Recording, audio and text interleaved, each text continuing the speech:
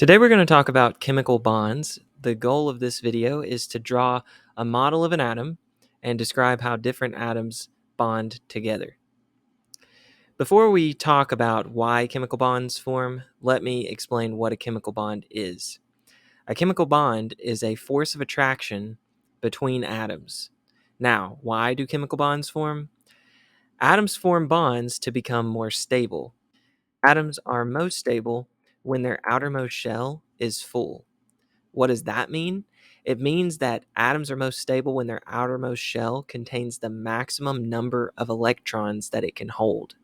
Recall that electron shells can hold different numbers of electrons. The first shell can hold a maximum of 2 electrons. The second shell can hold a maximum of 8 electrons. And the third shell can hold a maximum of 8 electrons. So again, atoms are most stable when their outermost shell is full or maxed out. To completely fill the outermost shell, atoms either share electrons or transfer electrons to another atom. This can result in different types of bonds. The first type of bond is called an ionic bond. An ionic bond involves the transfer of electrons from a metal to a nonmetal. On this periodic table, metals are elements represented as yellow boxes, and nonmetals are elements represented as green boxes. When a metal transfers one of its electrons to a nonmetal, this creates an ion. An ion is a charged atom. The metal becomes a cation, which is a positively charged ion, and the nonmetal becomes an anion. That's a negatively charged ion. Once the metal is positively charged and the nonmetal is negatively charged, the opposite charges attract, and the two are then bonded together. Here's an example of an ionic bond. Sodium, that's symbolized by the letters Na, transfers an electron to fluorine. That's represented as the letter F. When sodium gives away one of its electrons, it becomes positively charged. Fluorine, when it receives the electron, it becomes negatively charged. Then the positively charged sodium and the negatively charged fluorine attract because opposite charges attract, and that forms an ionic bond. Okay, now let's talk about another type of bond. This is a covalent bond. A covalent bond forms when electrons are shared between two or more nonmetals. And nonmetals in this periodic table, again, are represented as the green boxes. One of the nonmetals on the periodic table is hydrogen. That's represented as the letter H here. Hydrogen has 1 electron. The first shell can hold 2 electrons, though. So to become stable, this hydrogen wants to gain 1 more electron. That can be done if it shares an electron with another hydrogen.